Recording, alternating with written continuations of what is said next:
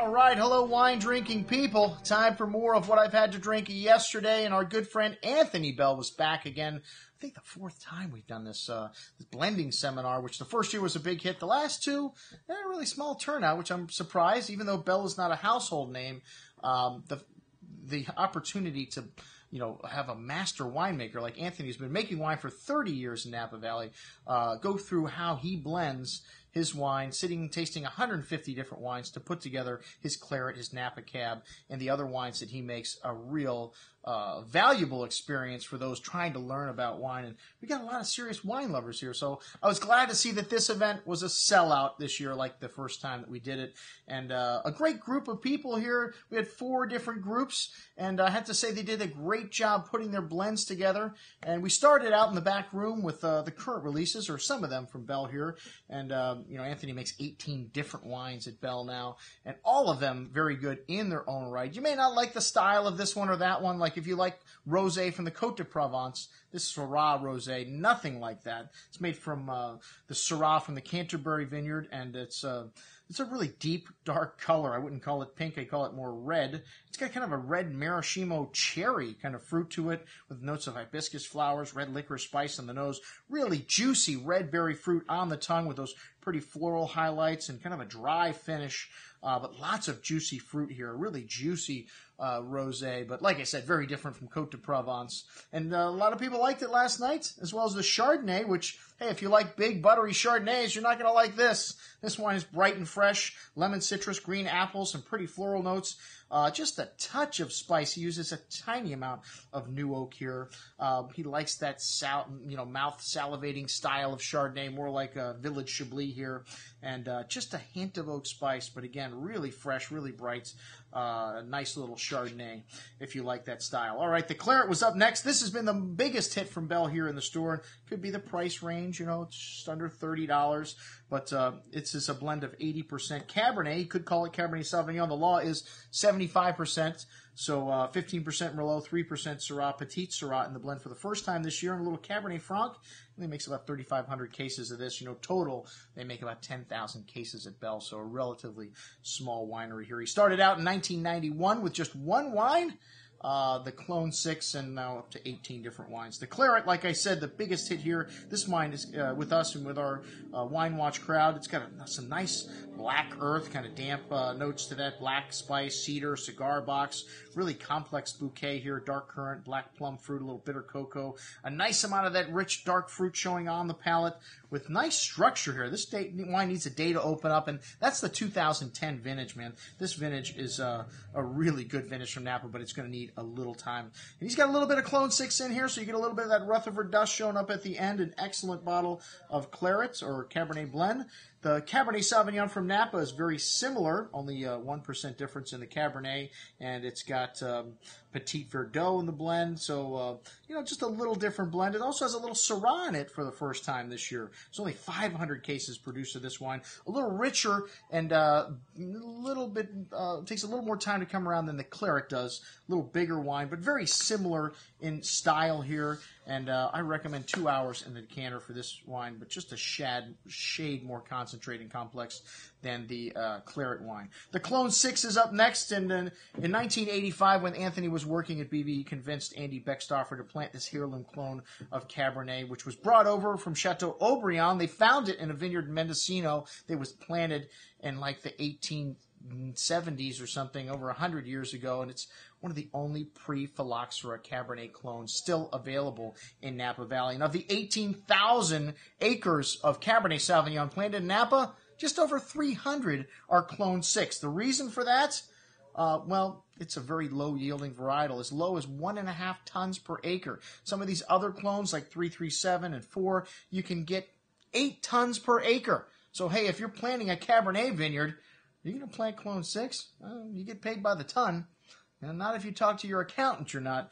But during his research he did at BV with these various clones, they isolated, several different clones, and they found, after tasting through them blind, they always came back to this Clone 6. very unique, and that's what Anthony hung his hat on from day one, 1991, and still making this wine, still very unique, and this wine has got a very typical kind of Rutherford earthiness to it, but just more rich than most other clones. And you put this next to the other clones, you really notice the difference here. This 2009 from a little warmer vintage, so a little more forward here, but this wine still needs some time to come around. Anthony also was talking about oak, and there's new oak barrels he was mentioning that blend French and American oak in the same barrel. Every other stave is French, American. So it's hard to tell whether the oak's French or American anymore when they do stuff like this. He blends a little bit of American oak in with this wine, but it's mostly French, 93%. This wine's got a kind of a eucalyptusy note to it, a little minty note to that dark currant and cherry fruit, that fresh plowed earth. Really a lot of minerality showing in this wine, and really classic Cabernet with some herbal notes as well. Really evolved nicely overnight. These wines on the second day really opening up and showing even more nuance. This wine even denser and richer. A lot of ripe berry and plum fruit here. Layers of nuance through the finish. Most excellent juice, this 2009 Clone 6. I'd like to have it around 8 or 10 years from now. And then the little monster, the Syrah from Masa Ranch, 97% Petite Syrah, 3% Petite Verdot. Thick aromas here of black currant, blackberry, blueberry fruits, a little soy, some animal, and bittersweet chocolate. Very big and bold bouquets here on the aromas, and also on the palate, a little monster. And a lot of the fruit here is from Yountville, which is a cooler area, so you also get lively acidity in this wine, making the wine zesty and fresh at the end. So notes of black spice and floral notes here. Really nice complexity in this wine. Really big. I'd like to see it in 3 to 5 years from now. Excellent juice. All right, the blending wines we had this evening were Petit Verdot, Merlot, Clone 337, Clone 4, and Clone 6. And the Clone 6 was 2010. Let me just say the Petit Verdot has a lovely floral component to it on its own. A little bit hollow in the middle there, and then a lot of tannins on the finish. So a single varietal wine from Petit Verdot, very difficult to make balanced and to make into a complete wine.